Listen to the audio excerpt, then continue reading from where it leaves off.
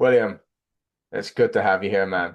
I Thank had you here a couple of days ago. We were talking Man of War, but it's only fitting just to get the Man of War back himself, man.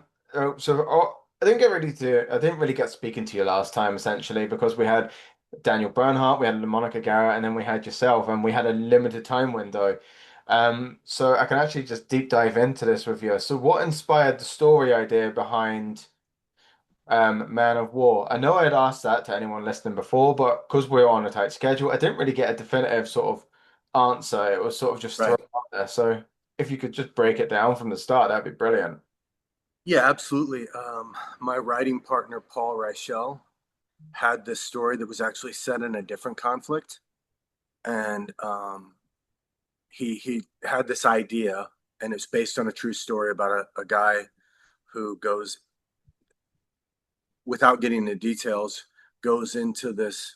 There's an explosive, you know, conflict that cuts loose, and he goes in um, he's a ex commando, and he goes in to rescue a family member and got them out.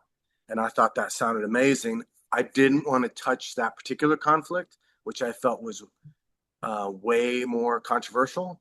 Yeah. And, and so this movie could have been anywhere because the war is the setting, but it's about the people, it's about the humans, it's about two men trying to save their families and the people that are trapped in the middle of war.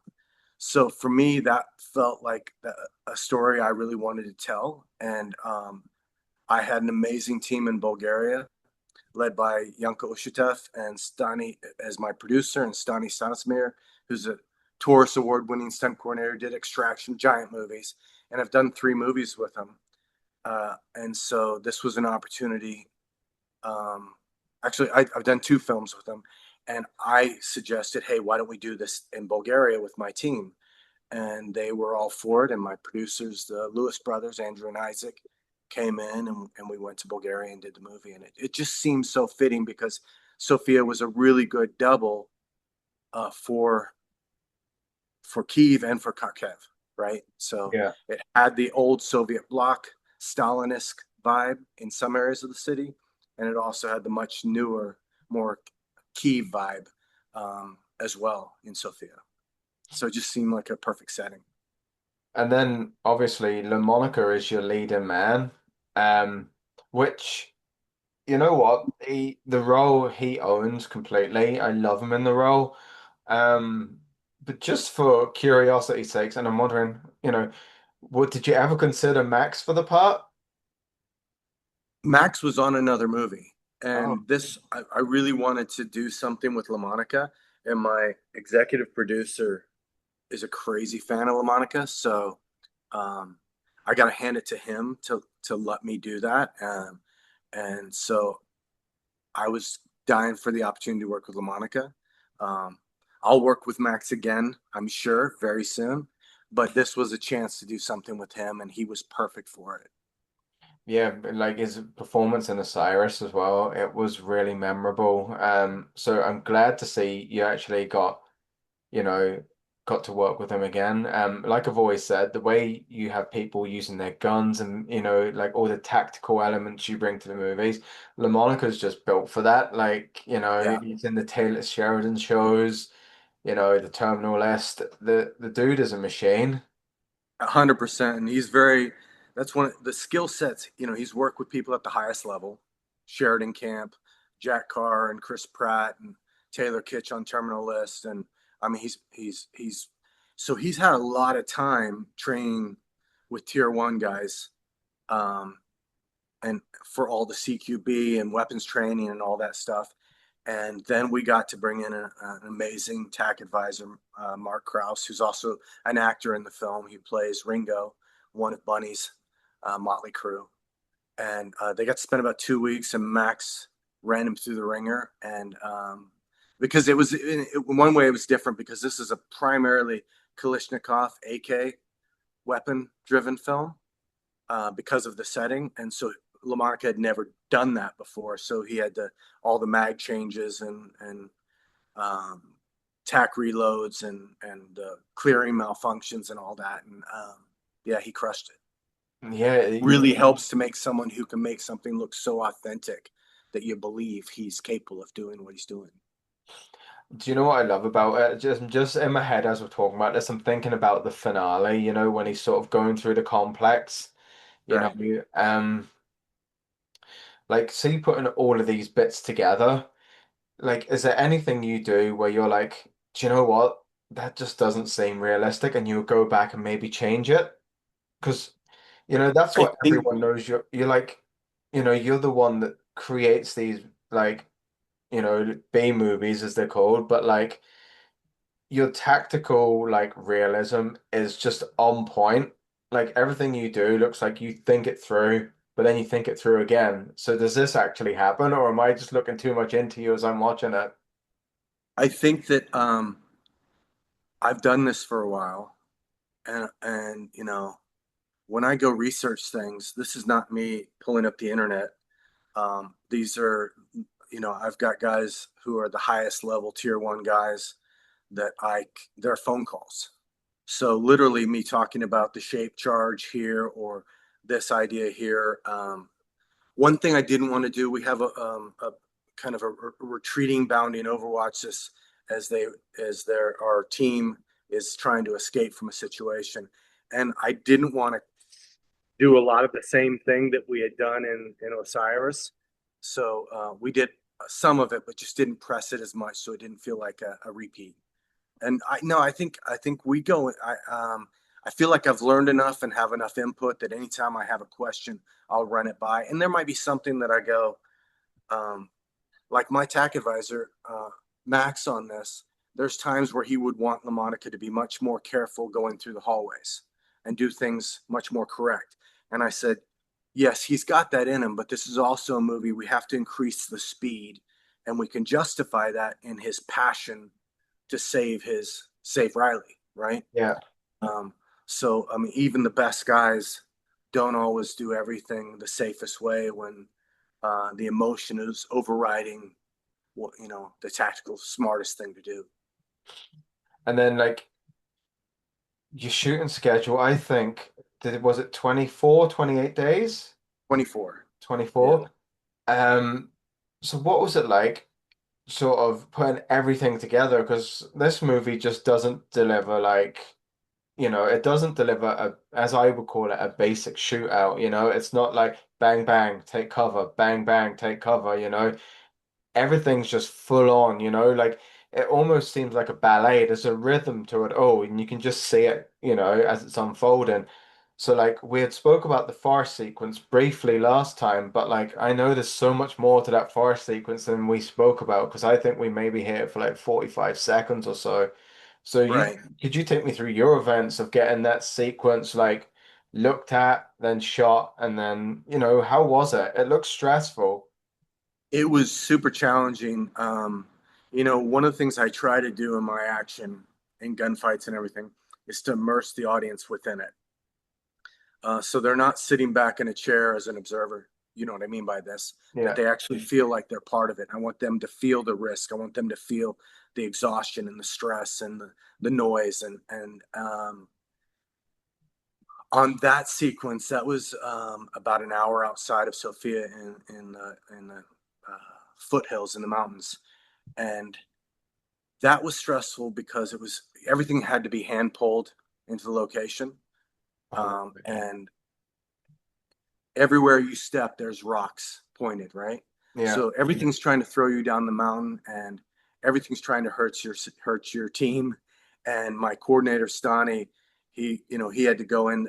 The stunt team are literally pulling rocks upon rocks to try and make it safe enough for Andrew and LaMonica to run through this danger zone, And so, and then for everyone as they're diving and for cover and people getting shot and going to the ground, it was just there was a lot of blood, sweat, and tears on that one. And it's such a cool sequence as well. Like, I definitely feel like it was one of the highlights. It sort of sets you up for what's to come. Um, which leads on to whenever you get into like, do you remember? Well, of course you remember. You've probably seen it umpteen times, having to do the editing and all. But the bit when they first enter the city, I had touched about this before, and then the couple are sort of getting manhandled, so to speak, Right, and right, right, they intervene there. And then after that, that eventually escalates to quite a big firefight within the streets. right. What was it like putting that together? Because that actually looked really fun to shoot that, the whole firefight in the streets. It was fun. That you're talking about when LaMonica tries to save the day with Danny and the mama. Are you Yes. talking about that thing? Yes. That was super stressful because it was actually thought to be a bigger sequence, and it just kept raining on us. And I thought I was going to lose my night. When you lose a day, and we were on nights, when you lose a 24-hour shooting day, um, that's it. Basically means you lose the scene. So we were racing to do it. So that was all done in like 6 hours. That was insane. And I was trying not to grieve over what I was losing. And poor Linz, who plays Bunny, he did an amazing job. He came out and he's like, "What do you think, Will?" And I was like, "Yeah, it was great. It's great. Probably going to lose the scene, but I had a little tantrum. Um, it wasn't what he needed to hear. I needed to love on him a lot better than that because he's amazing. Um, but at the end of the day, the scene was exactly what it should have been, and we didn't need any more. I don't think I realized in writing the script, and I specifically cut the action. That's as an editor, that's my when you see the Sheridan Brothers, that's me and the producers doing our piece on top of the lead editor.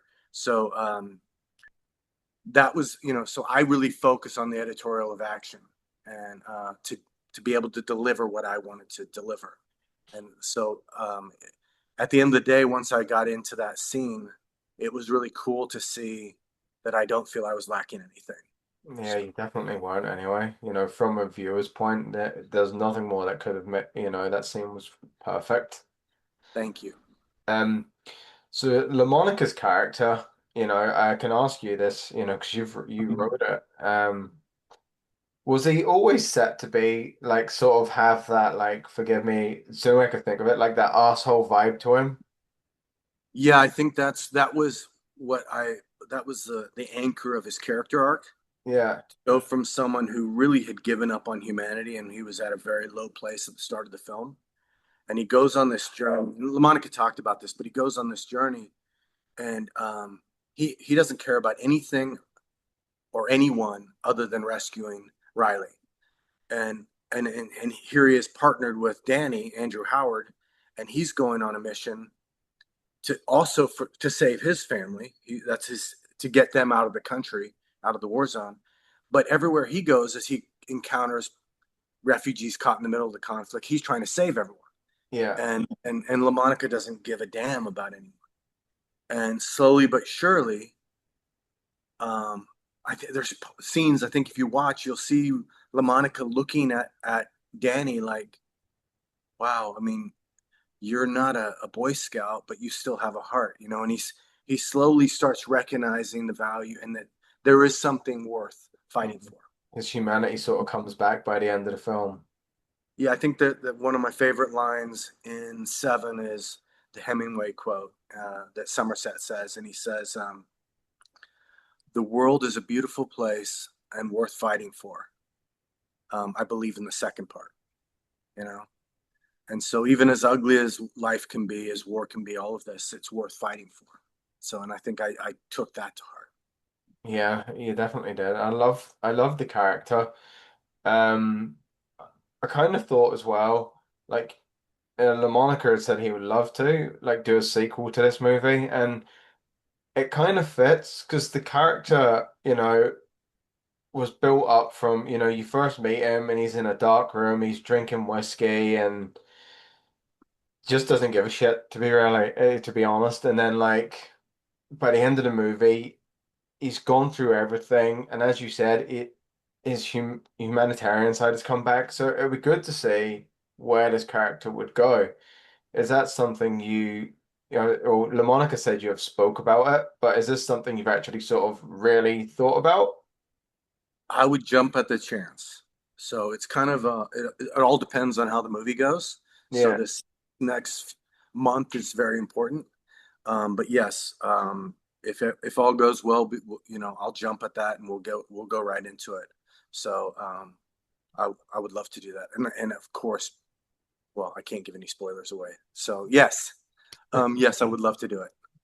Um, Another question as well, actually. What happened with the title? It was Nightingale, wasn't it? When we spoke way back for Right. what was it before? It it was Osiris. yeah. So it was Nightingale, and then which is the national bird of Ukraine, which Riley has a tattoo. She's a second generation American Ukrainian, and so working as an aid worker in Kharkiv when the war erupts, and so that was the title. I really thought it was cool. Then I found out there's a giant studio film coming out with the Fanning sister, Dakota and her sister, Right. and and also I think my distributors really felt, gosh, it sounds like a drama.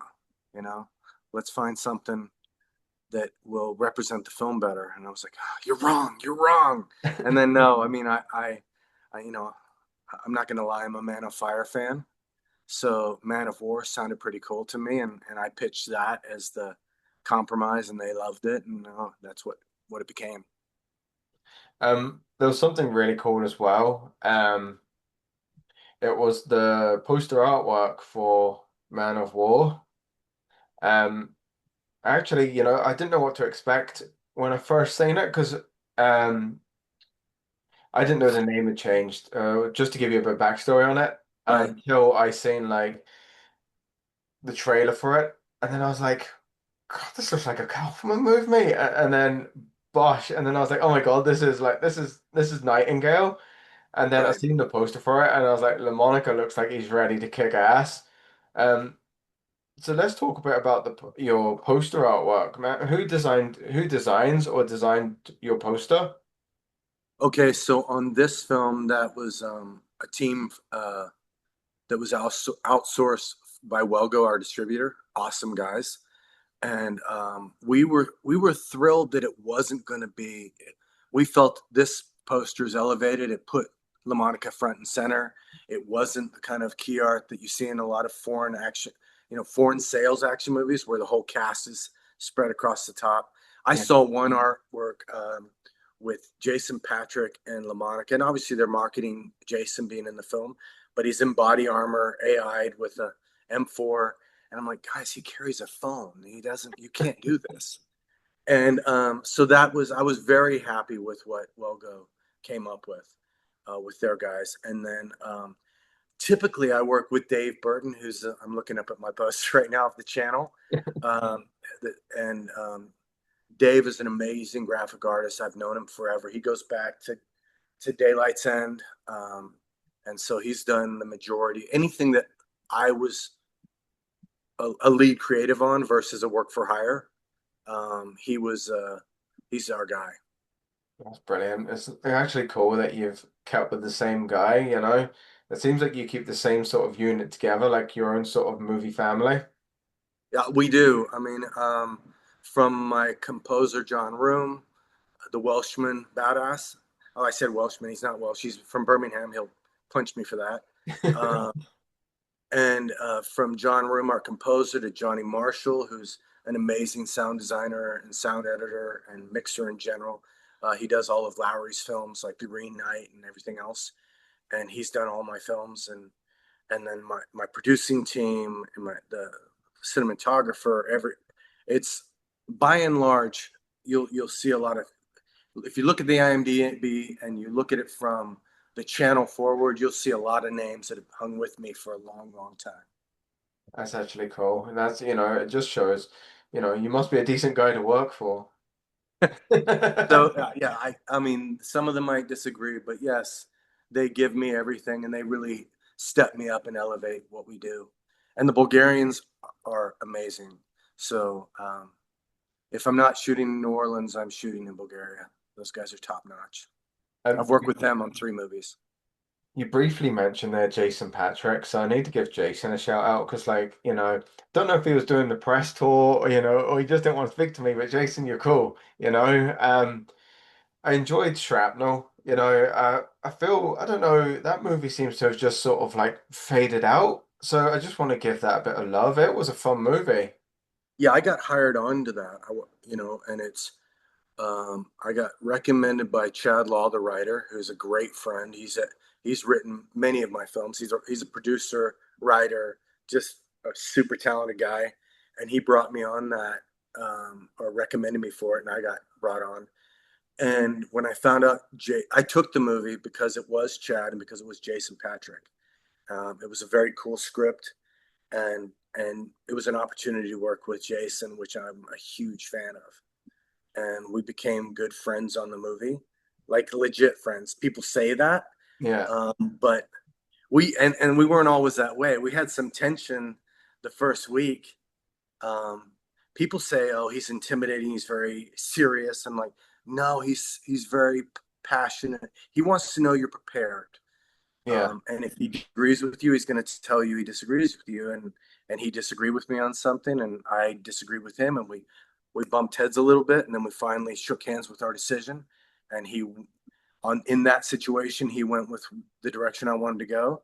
And I remember we left for the weekend. He went back to LA, and I was like, "Oh, this is going to be rough on Monday," and it went great. And we became really good friends from it. We talk on the regular, and when Man of War came around, I literally called him from Bulgaria. Hey, I've got this part, and will you come do it? And he was like, "Is it a good part?" And I go, "Well, it's a supporting part. It's a guy helping save the day." And he goes, "Well, it's you. I mean, is there any money?" And I go, "No, there's no money."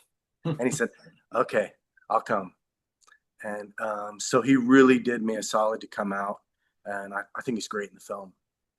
Yeah, you're always expecting him to sort of, shoot something, but he doesn't. But he does the part really well, and his bond with LaMonica, you know, I reckon that'd be something that'd be really cool to explore in like a prequel. Or a sequel. Oh yeah, Yeah, yeah. it would definitely. So yeah, and I think that I, I just look at, like, there's so much I learned from him. He kind of big brothered me on a lot of things, and so it's like it's so cool to work with people, like with LaMonica's.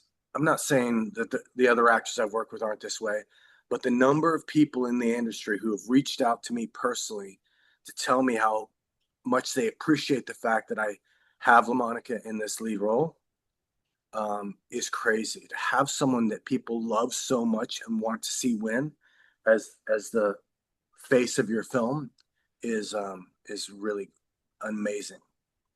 Yeah, I think I'm actually, I'm on the same boat too, because he's always like cast as that supporting guy, and you just know, you're like, this dude could lead it, just, Right. and he's got the build, he's definitely got the build for like the operator look, and he's got the acting chops, and he seems like he can just adapt.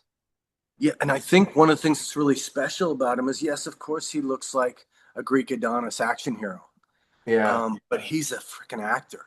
He has a depth emotionally, and his acting talent. And I've worked with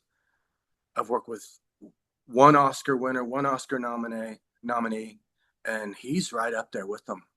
You know, he's one of the best I've worked with, and he's to have someone in a genre picture who's that level of actor is a unique thing.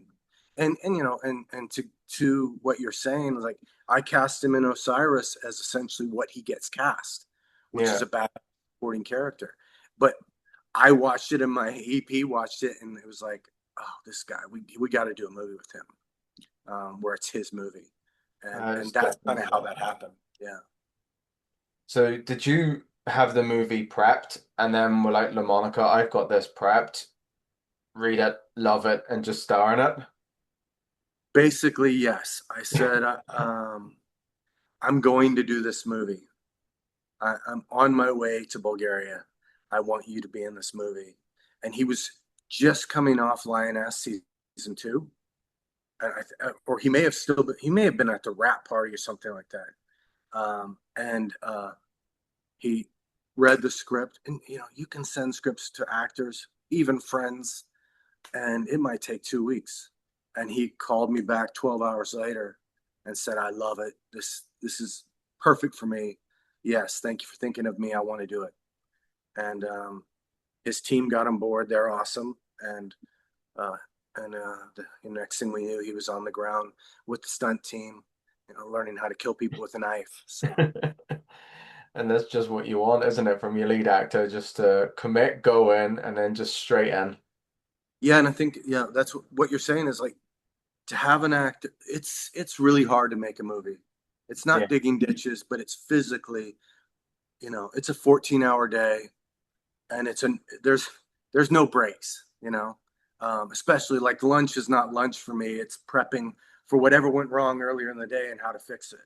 So it's exhausting. But so to do that with an asshole is pretty horrible, Yeah. and really hurts the film. If you've got someone who's running off to the trailer every time you call cut, think about that. That's 20 minutes. They leave, 15 minutes coming back.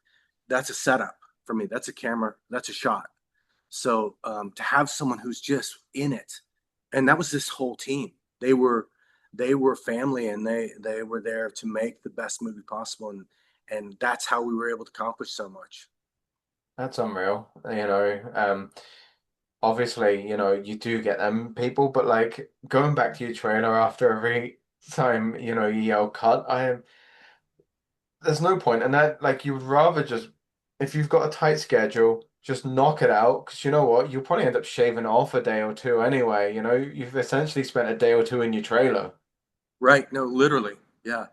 And I mean, part of that is actors who've either had bad experiences where there is no drive in the team, so they might wait around an hour, an hour and a half, um, for a shot, and everyone's not. But that's not how we do it. We are running nonstop, and then sometimes you've just got actors who aren't where they were, and Yeah. they've come to do your little movie, and they're pissed off about it, and that's not a way to do a movie. No, you either fully commit or don't commit at all. Yeah. It's like a marriage. Yes. Yes. Then another notable character was Linz Edwards, who played Bunny. How did you get Linz back on board? Because he was obviously a co-star in Osiris. Yeah, he actually, before that, we worked together on the channel, and he was one of the bank robbers. So he played Flea in the channel. I've given him some colorful nicknames, and then he played our hillbilly in Osiris, Hillbilly Sniper. And I wrote it for him. I wrote before I even began, I said, "Hey, I want to do this. It's going to be really, challenging. Would you be down to do it?" And he loved the idea. I wrote it. He read it, loved the script, and the only thing that, yeah, is the next thing we knew, we were in Bulgaria together. So it was good. He's And one of my favorite people, so I felt very lucky. he does actually seem like a genuine down-to-earth sort of dude. Oh yeah, he's the best. Yeah, really good dude. And then for people who want to know who his character is, he's an SAS sort of, or ex-SAS, I'm assuming. He looks like Captain Price from Call of Duty. And he has some very colorful language. Am I correct? Yes, sir. Yeah, that's right. How did Linz find adapting to the British accent? I think it's funny because there have been people who've seen it that didn't realize he was the hillbilly from Osiris, and they thought he was from East London, from Hackney, and that was his one of his co-stars in the film. The character Zeus, kind of his right-hand man, is the sniper, is a guy named Greg Burge. Great act, very cool guy. And Greg came on, and he came in, and Greg is from Hackney, and he worked with lens and like line by line through the through the preparation process, and then on set they had a lot of their scenes together. So there were times that was, I think, if you were to ask Lens, that would be what he would say was his most daunting challenge, because he really wanted to do it right, and most Americans completely toss it up.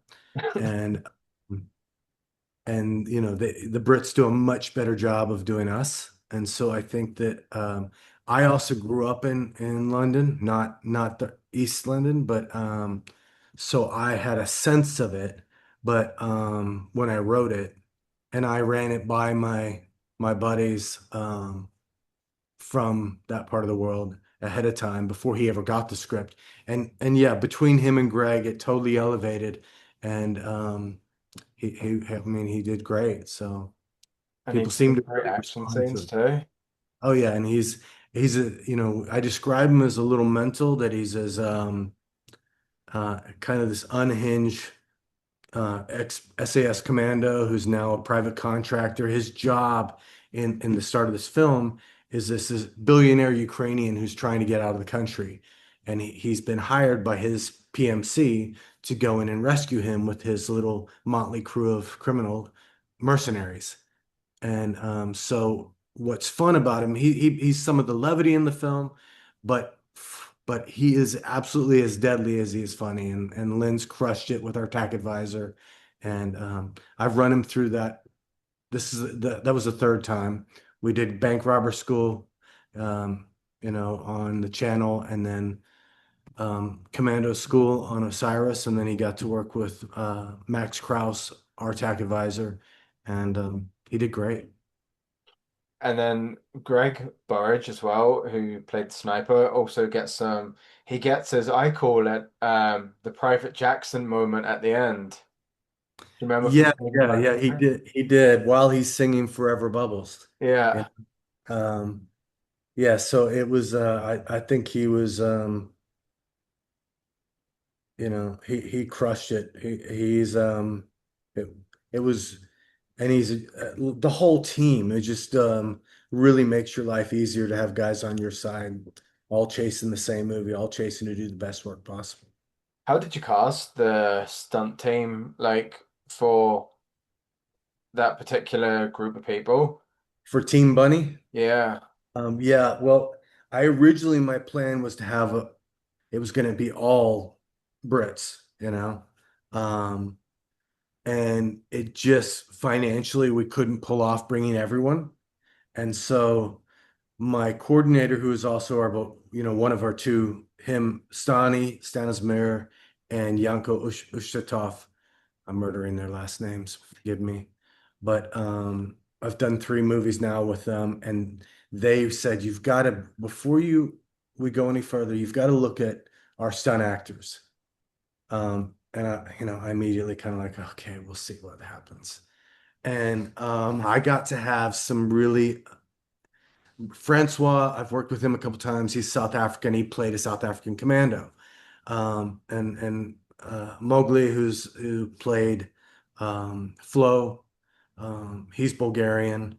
Tony, another Bulgarian, and then Max, our TAC advisor, he is an actor who happens to be an ex-Tier 1 operator. So it was just a really good experience. Am I leaving anyone out? I don't think so. Don't think. Yeah. So and they came in audition and they shocked me. They were really, really good. And to be able to have the person that is doing the physicality of taking a crash, a fall and wrecking on the concrete and not have to ever use doubles, Yeah. um, really gave so then I could cover them in their face all the way to the ground, and really made an effort to make sure we sold that and showed that off, and they've all done a ton of these tactical movies, so they're all killers themselves. So it made my life much easier.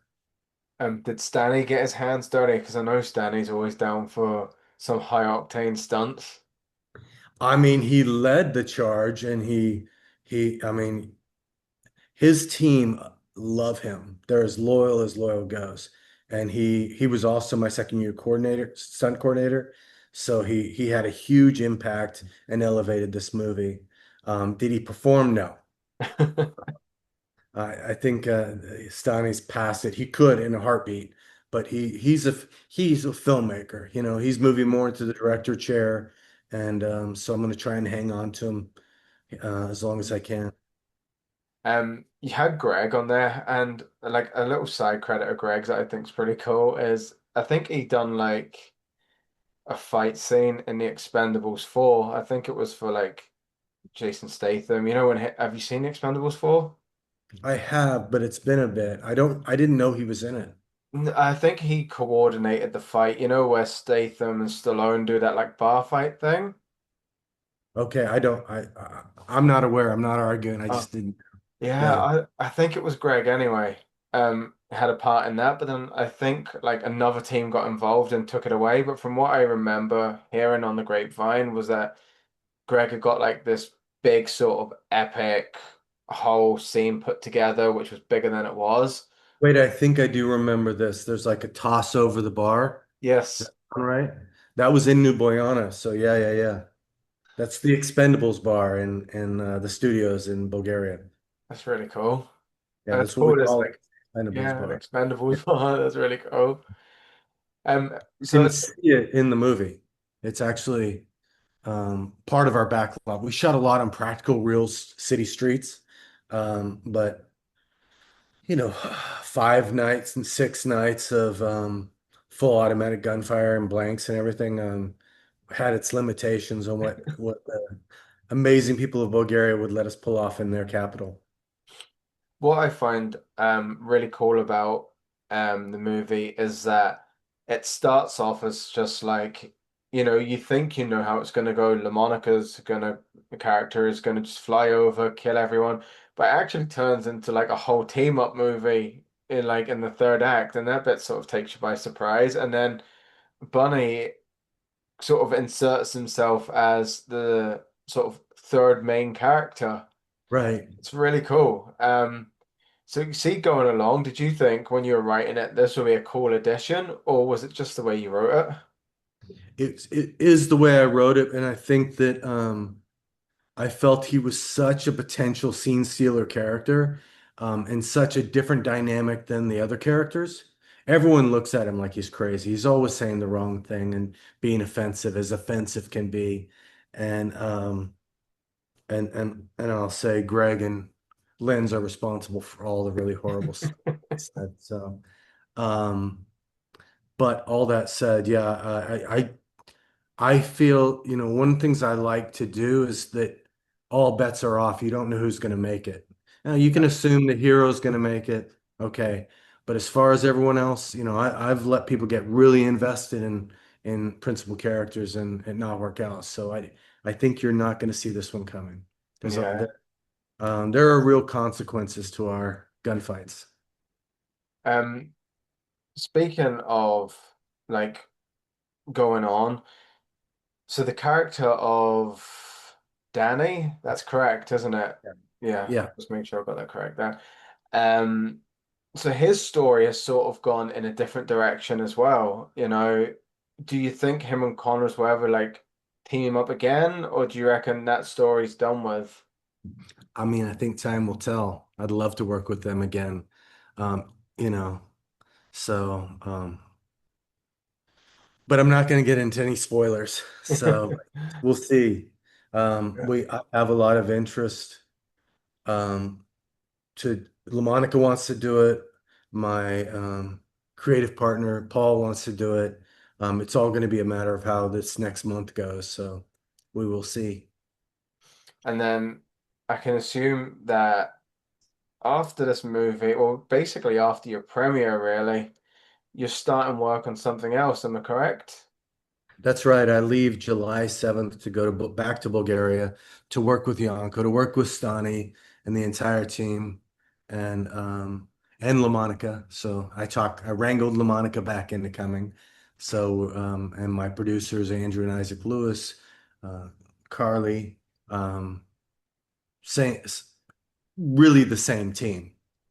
So I'm super stoked about it. And this is a passion project for me. It's called Lost Cause. And it's something I wrote when I was, you know, 30 years ago. So I was a kid. And so it was something I wrote as a short film and then put it away. And then I had some time and came across it and I was showing it to my daughter, Sarah, who is my editor.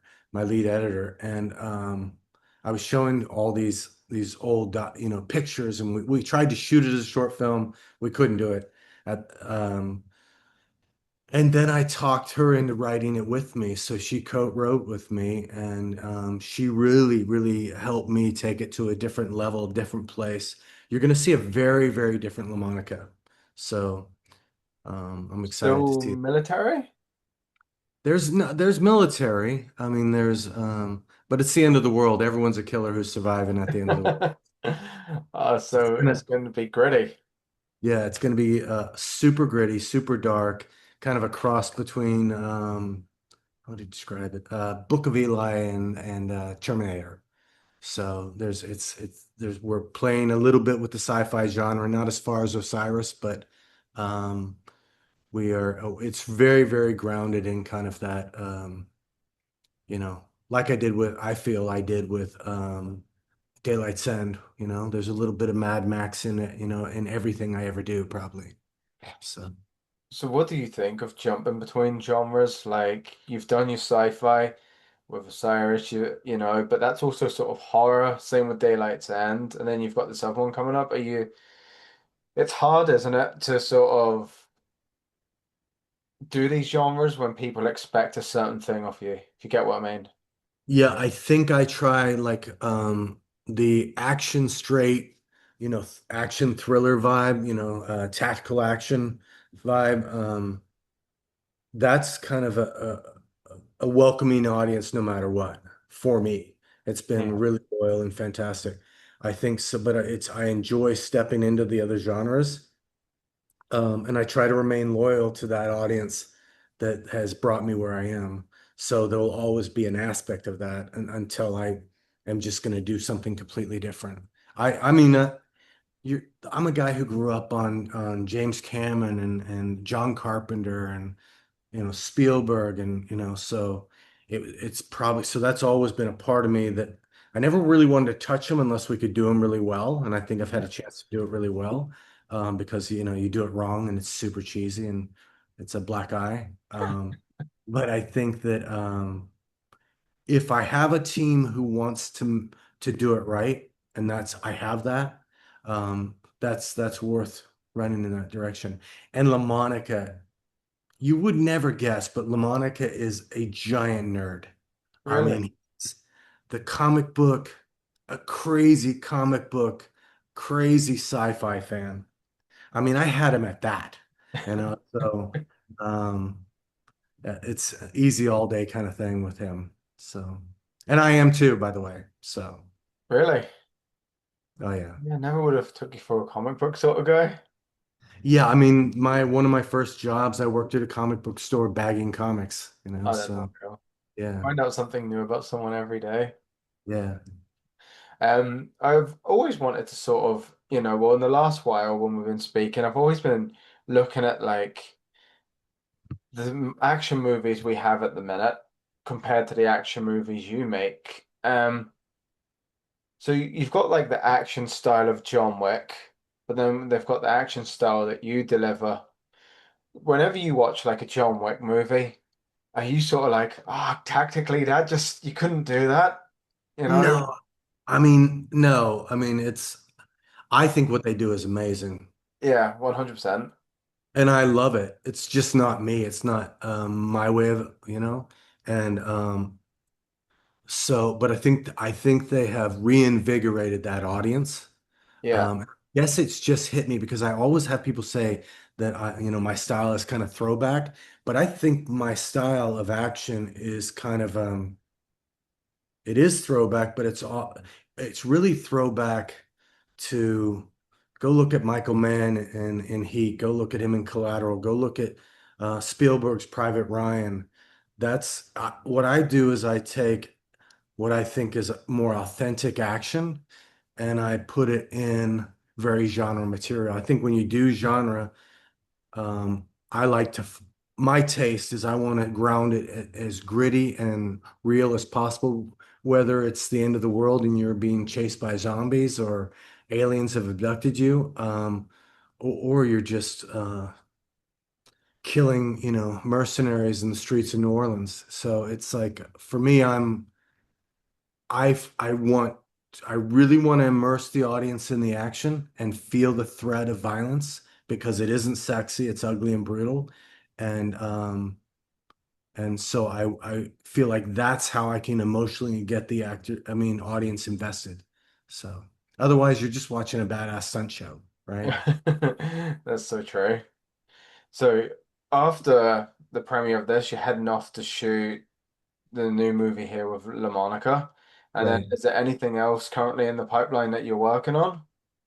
I've got a few things that have been sent to me, and I've got something again that I think I'll do in the spring, unless a Man of War 2 leapfrogs in front of that. So, That's um, brilliant to hear. So we're still going to get a good fill of William Kaufman movies this year. man, I really believe so. I'm having a decent run right now as I'm a working filmmaker getting to do what I love to do. So I'm pretty blessed. And then even though like you're kicking ass in Bulgaria, will you be back in New Orleans to shoot soon? Because I know you love to support your town. Yes, I mean I love to support my town, but I love this city. It's my taste. It's my personal favorite city in the world. So yes, I have two scripts in development to be shot here, and the one in the spring is supposed to be set in the swamps in Louisiana.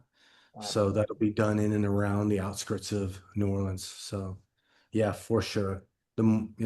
As often as I can film here at home with family, that's my best case scenario. Well, William, it's been awesome having you here. It's been awesome to talk about Man of War with you. It's been awesome to talk about the guy that does your artwork. You're listening to you talk about your work family. Sounds like you got a really good bond there, and it's really good to hear that you're still going to continue kicking ass in the action genre. Well, I really appreciate you having me on. It's been awesome. Please keep me updated with what's next, and always feel free to come back. Thank you. And so everyone, don't forget, July 3rd, next Friday, here we come. Man of War. Is your weekend movie, everyone. Watch it, love it, and rate it as top as you can on Internet Movie Database. Isn't that And right? Rotten Tomatoes. Yeah, if you love it, please let everyone know. Because we want Man of War 2, and Yes, then we sir. want Man of War 3. Third trilogy for Will. Come on, let's do it. Let's do it. Right. Thank you so much for your time, William. Thank you, Jeff. Thanks.